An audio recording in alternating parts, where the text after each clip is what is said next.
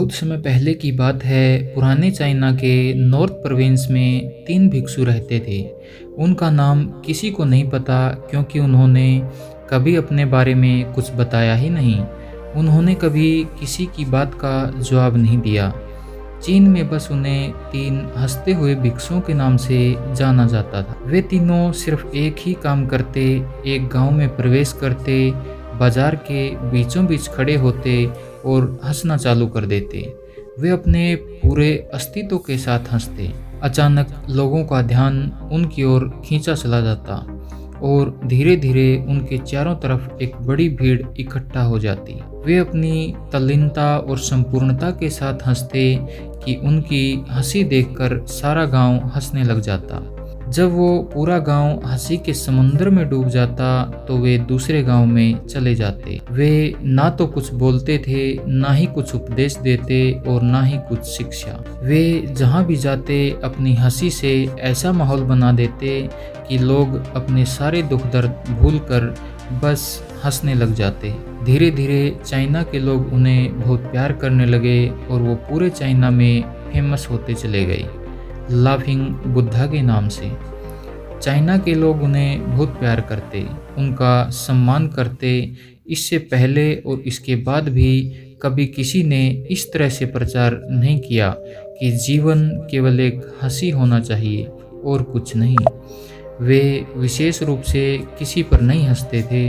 वे बस हंसते जैसे कि उन्होंने इस दुनिया के मजाक को समझ लिया हो, जैसे कि उन्होंने ईश्वर के मजाक को समझ लिया हो। और उन्होंने एक शब्द का उपयोग किए बिना पूरे चाइना में इतना आनंद फैलाया जितना आज से पहले किसी ने नहीं फैलाया। लोग उनका नाम पूछते लेकिन वो बस हंसते। तो ये उनका नाम बन गया 3 हंसते हुए भिक्षु। पूरे चाइना में घूम घूम कर लोगों को हंसाते हुए समय के साथ भी तीनों बूढ़े हो गए। और एक रात जब वे एक गांव में ठहरे हुए थे, इन तीनों में से एक की मृत्यु हो गई। पूरा गांव स्तब्ध रह गया। पूरा गांव बहुत ज़्यादा उम्मीद कर रहा था क्योंकि उन्हें लगता था कि जब उनमें से एक की मृत्यु हो गई होगी तो बाकी जो 2 लोग हैं वो ज़रूर रोएंगे।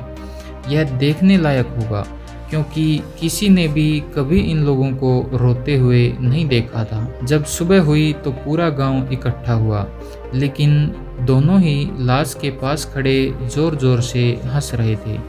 ऐसी हंसी जैसे उन्होंने आज से पहले कभी ना हंसी हो। गांव के कुछ बड़े बुजुर्गों ने उन्हें समझाने की कोशिश की, ये आपका साथी था और इसकी मृत्यु पर आपको हंसना नहीं चाहिए। तब उस दिन पहली बार उन भिक्षुओं ने लोगों से बात की और कहा कि हम हंस रहे हैं क्योंकि ये आदमी जीत गया।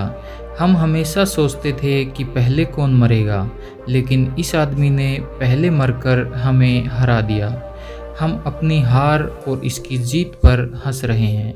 इसके अलावा यह कई वर्षों तक हमारे साथ रहा। हम एक साथ हंसे, हमने एक दूसरे की मौजूदगी, उपस्थिति का आनंद लिया। उसे अंतिम विदाई देने का इससे बेहतर तरीका और क्या हो सकता है। हम केवल हंस सकते हैं। लेकिन पूरा गांव तो उदास था। जब मृत भिक्षु के शरीर को अंतिम संस्कार के लिए चिता पर लिटाया गया तो सारे गांव वालों को एहसास हुआ कि शेष 2 भिक्षु केवल मजाक नहीं कर रहे थे।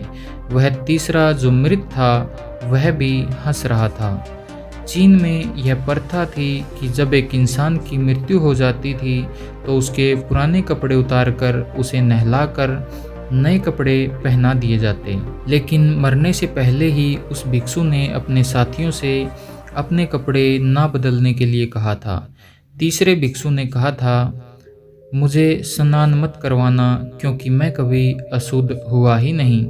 मेरे शरीर में इतनी हंसी आई कि कोई अशुद्धता जमा ही नहीं हो सकती थी। मैंने कोई मैल जमा नहीं की है।